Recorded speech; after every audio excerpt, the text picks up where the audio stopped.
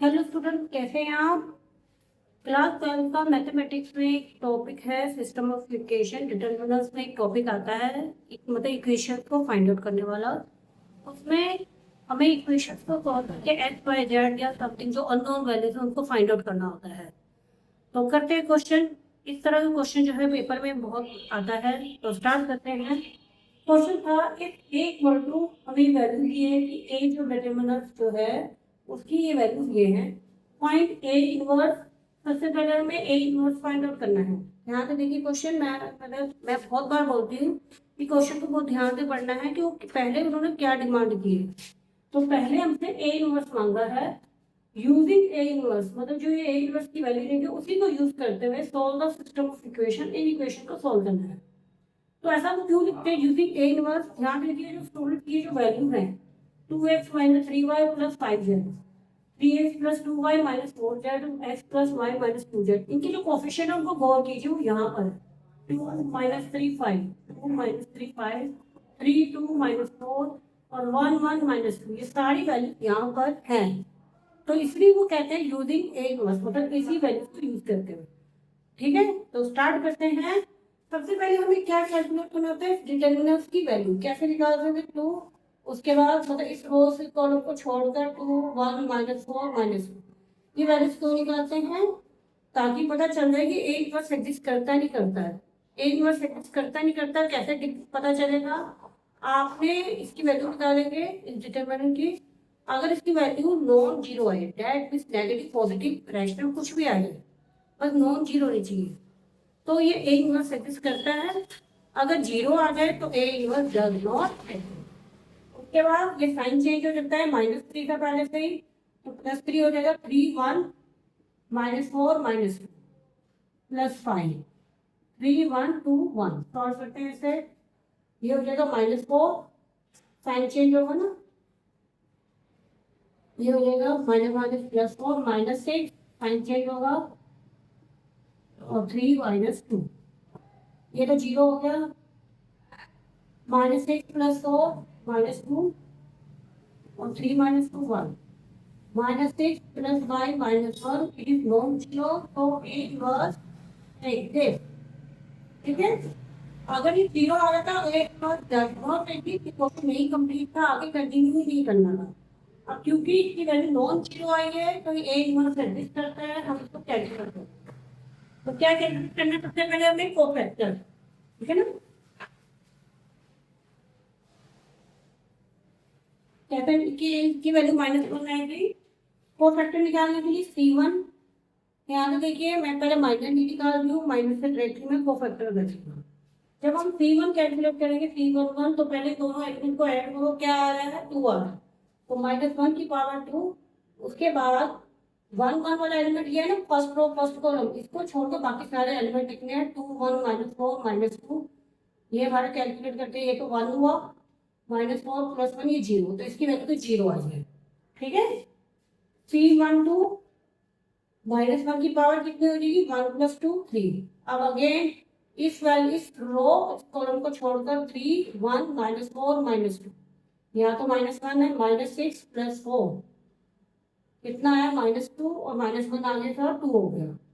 C13 -1 की power कितनी हो जाएगी 4, इस रो और इस कॉलम को छोड़कर 3 1 2 1, तो ये तो 1 हो जाएगा, 3 - 2 कितना है वैल्यू 1। C21 -1 की पावर 3, कौन सा, ये रो और ये कॉलम, -3 1 और 5 -2, ये तो -1 होगा, 6 -5 1 -1 है। C22 -1 की पावर 4, तो हमारा सेकंड रो का मतलब ये वाली लाइन और ये वाली लाइन हट जाएगी, 2 1 5 -2, ये तो 1 होगा, -4 -5 -9 C23 -1 की पावर 5 कितना हो जाएगा, 2 1 3 -1,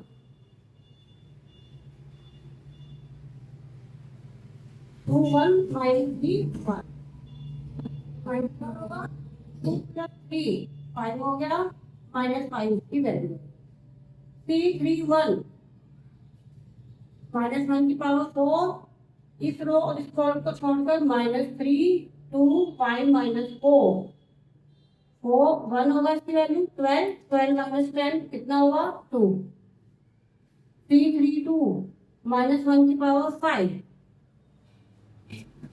कितना हो जाएगा इस रो और इस कॉलम को हटाएंगे 2 3 और 5 -4 -1 -8 और -15 कितना हो -23 ऐड होके मतलब मल्टीप्लाई होकर 23 होगा 3 3 3 -1 की पावर 6 कितना हुआ 2 3 और -3 2 ये तो 1 हो जाएगा 4 + 9 13 तो ये हमारे कोफैक्टर्स निकले हैं। अब हम निकालते हैं जेड ऑफ ए कैसे निकलेगा। मैं जगह को बता रही हूँ बाद में इसको पहले वैल्यू लिख देंगे फिर हटा देंगे। जेड ऑफ ए जो हम निकालते हैं वो कैसे लिखते हैं C11 C12 C13 C21 C22 C23 C31 C32 C33 that mean जो हम रोज और कॉलम है उनको इंटरचेंज कर देते हैं। अगर मतलब देखा जाए ना वो 1 1 1 2 1 3 यहाँ होता ना तो ये हमारा इसी के बिंदु तो इसकी वैल्यूज क्या है 0 2 और 1 यहाँ इसकी वैल्यू है 0 2 1 इसकी वैल्यू है -1 -9 -5 इसकी वैल्यू है 2 23 और 13 ये हमारा है अभी एजेंट ऑफ ए। चलिए एक वर्स निकालते हैं। एक वर्स की वैल्यू क्या है 1 मोड ए जो वैल्यू -1 लिखी थी ना और एजेंट ऑफ ए तो -1 आया था ये और इसकी वैल्यू 0 2 1 -1 -9 -5 2 23 और 13 तो माइनस है तो सबके साइन चेंज होंगे 0 1 -2 -2 9 -23 -1 5 और -13 ये क्या है हमारा ए इनवर्स। ठीक है तो पहला हमने टॉपिक अभी कंप्लीट किया है ए इनवर्स निकाला है।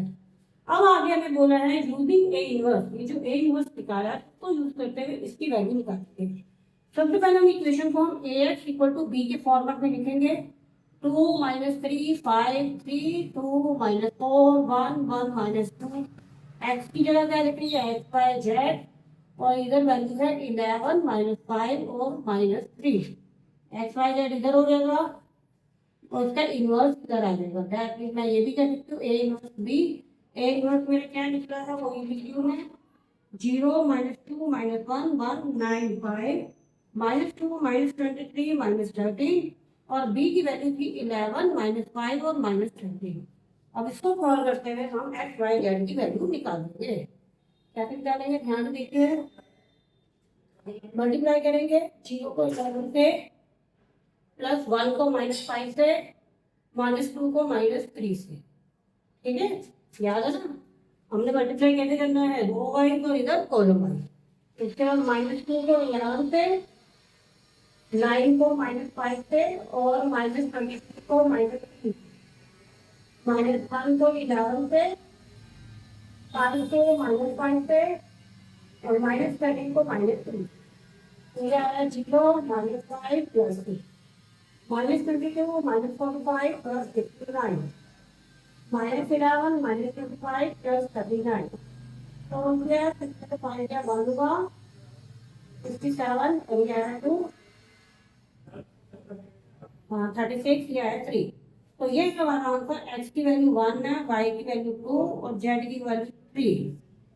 एक इंटरेस्टिंग बात बताऊं इस तरह के क्वेश्चन में ना हम आंसर को मैच कर सकते हैं कि हमारा आंसर सही है नहीं। कैसे मैच कर सकते हैं इसी वैल्यू ना इस इक्वेशन को करके देखो x की जगह 1 y की जगह 2 और z की जगह 3 तो की वैल्यू 11 आ रही है। आप दो नंबर का एक दो है x की जगह 1 2 ये बुक किया -6 और ये बुक किया 15 15 - 6 9 9 + 2 11 आ रहा है सही यानी हमारा आंसर जो है करेक्ट है। हमने एक निकाला तो जो क्लास 12 है ना इस तरह का क्वेश्चन जरूर आता है कि पहले ए इनवर्स निकालने को कहते हैं और फिर उसी का यूज करते हैं हमें इस इक्वेशन की वैल्यू को सॉल्व करना होता है। उम्मीद है मेरा टॉपिक समझ में आया होगा आपको। वीडियो को पसंद आए वीडियो को लाइक करें शेयर करें तो कमेंट करें। Thank you.